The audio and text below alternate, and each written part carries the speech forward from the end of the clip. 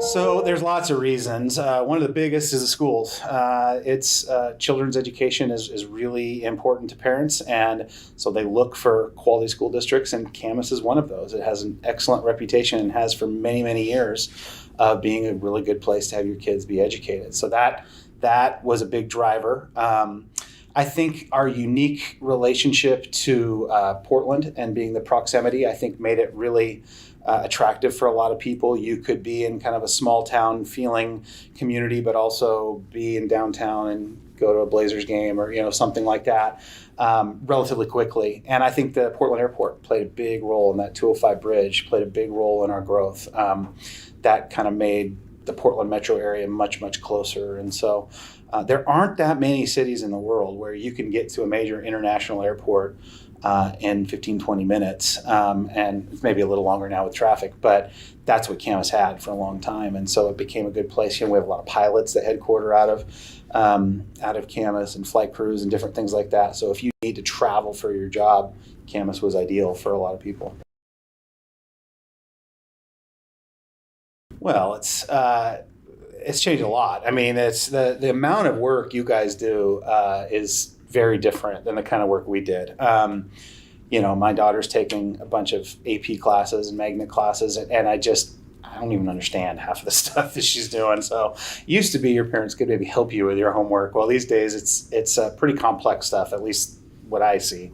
I think your guys' schedules are pretty intense. The class loads are, I think you're coming out of high school far more educated and probably ready for the world than I was on the intellectual side. I wonder sometimes if that comes at a cost of some of the relational and personal experience stuff that, sometimes those busy kids just don't have as much time for.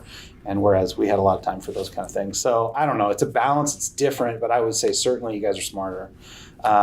It's a different kind of homework. I mean, it was rare for me to have a lot of homework, and it seems like it's just part of life for you guys now. So, well, when I was your guys' age, I think Camas was about 35, maybe close to 5,000 residents, somewhere in there between 3 and 5. And I think the last numbers I saw, the city limits are about 23,500. So it's much bigger than it was when I was a kid.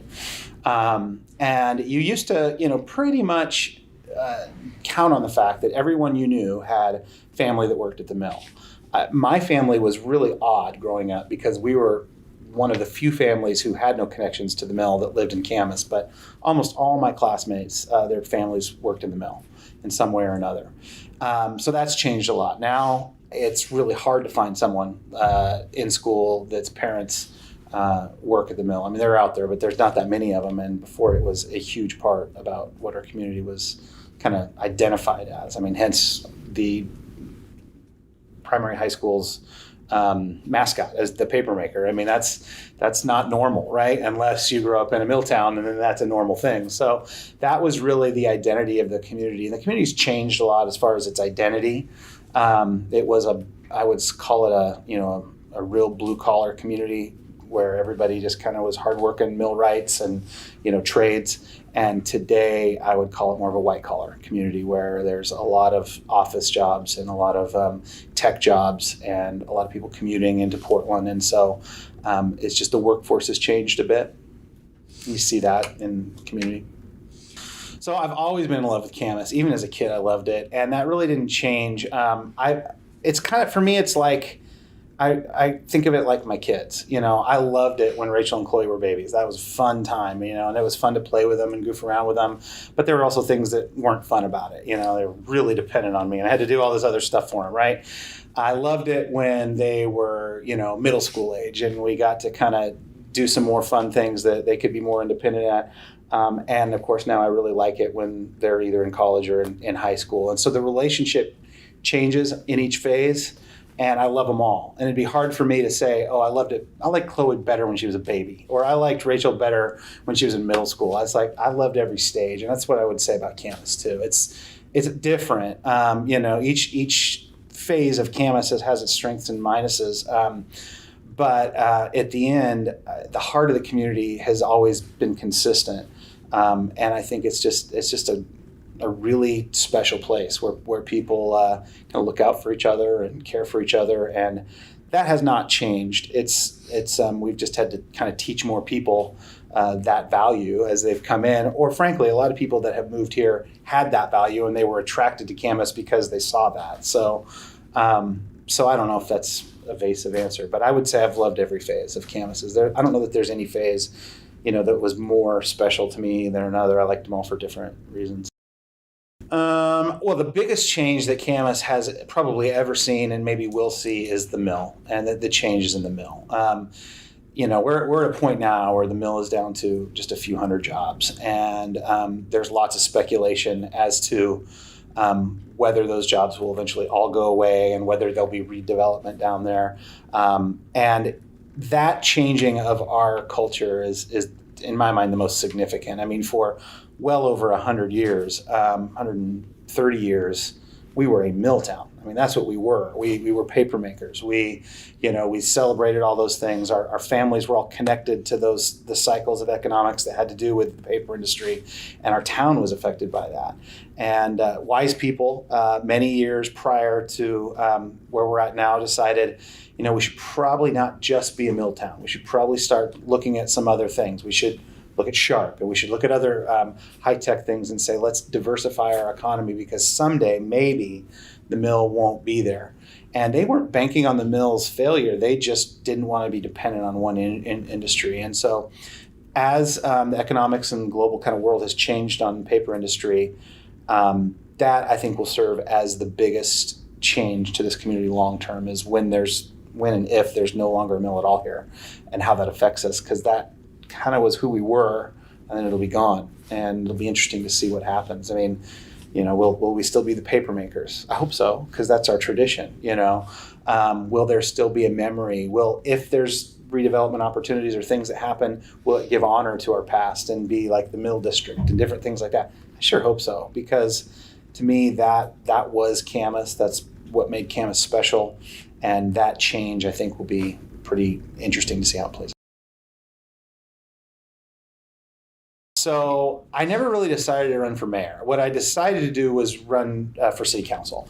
And so I decided to run for city council because I was taking care of our kids when they were babies. My wife was working as a doctor. I was a stay-at-home dad, which is pretty rare then. I think it's a little more common now, but then that was a little uncommon. And so I was taking kind of primary duties of taking care of my kids.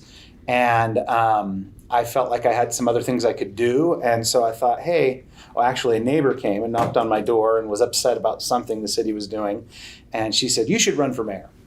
And I laughed. I was like, I'd never thought of it before. But I said, well, I'm not going to run for mayor. I don't know anything about that job. But, maybe I'll run for city council and see if I can be effective. And so I did. I decided to run for city council. And my motive was really simple. I had, I think Chloe was born, I was elected like November 4th, and she was born the 14th. So, I just had this baby, and I had a 2-year-old with Rachel, and I knew my childhood was awesome, and I wanted to make sure they had a great childhood. And so I thought maybe I can help make sure Camas stays connected, and I can contribute in some way by being on the council to help my kids have a great place to grow up. So that was the simple motivation. I kind of had some time, and I wanted my kids to have a good place to grow up. And then after 10 years of doing that job, the former mayor was not going to run again, and he approached me and said, I'll never forget. He just came to me and said, "Hey, have you ever thought about being mayor?" And I said, "No." And he said, "Well, I'm not going to run again, and I think you would do a good job." And so I remember talking to my wife about it and saying, "What do you think?" And we both just kind of came to the conclusion that if the community needs us, then we'll do it, and if not, that's fine. And so decided to run, and was elected and did well and served 2 terms, and now I've turned it over to someone else who I think will do a very good job for the community. It was really important for me the whole time to make sure Camas felt like a kind of close-knit, small community, even though I knew we weren't. And we were growing really rapidly, and when I first got elected, there was a noticeable kind of conversation going on between what they called Old Camas and New Camas. And it was, the idea of people who've been here in the older neighborhoods for a long time versus the newer parts of the city that were growing pretty rapidly. And it felt to me like there was like a little bit of two cities things going on, and I just wanted to work really, really hard to have that go away. And I feel like we did that. I feel like we worked really hard to accomplish establishing some really important community events that brought everybody together. We worked really hard on the downtown to make sure that became a gathering place, a living room for people, and events like, the Boo Bash and downtown Christmas tree lighting, which is my favorite, and Camas Days. All those kind of events for me served as a way to bring everybody together, old and new, and kind of mix them up. And I don't hear that as much anymore. So I hear people think we're bigger than we want to be. I hear that, but I don't hear us versus them anymore. And that was really important to me. I worked on that for most of the time I was there. We were going through a pretty big recession, and one of the things that people want to cut in recessions are, things that are not necessary, right? And this was on the table. The special events, including the Christmas tree lighting, was on the table as we got to cut it. And I just put my foot down and said, this is not just a Christmas tree lighting. It's not about a holiday, really. It's about a gathering. It's about getting the community to come together. And so we're not going to cancel this. So we got to keep that. And that was one of the nice things about being mayor is you got to just say we're going to do something and it happened. So that was kind of fun.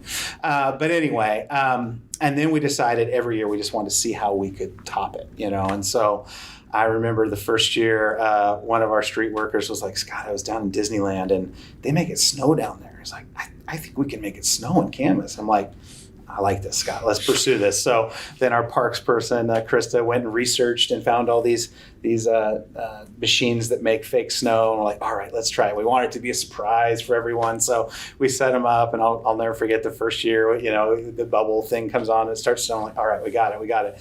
Well, the next year that wasn't enough. So we had to add more. Now we want to make it snow on every street in Camas, and we want to add as many snow machines as we can. And so we're looking all throughout trying to find where we can get these snow machines. And, it's a frivolous expense, right? I can't really justify to the council, hey, give me money to buy this stuff. So I would go out and find sponsors, and I'd say, hey, this business, can you buy these snow machines? We think it'll be great when Camas has this event.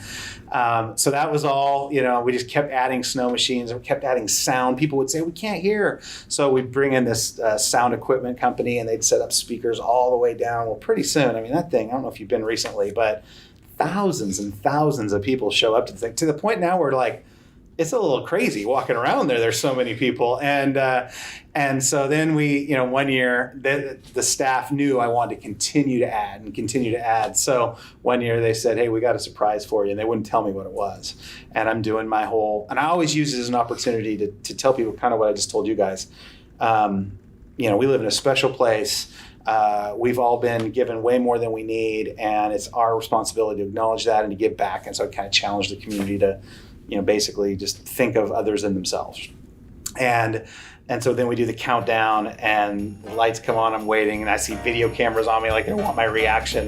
And all of a sudden it was the first year of the fireworks. And they did the fireworks off the top, and I was like, yes, now this is over the top, and that's what I wanted. So, and of course, each year they've continued that. So I don't know if that's the kind of story you're looking for, but that event, it started out to me like the Charlie Brown Christmas tree, and I just believed Camas could do much better, and we did.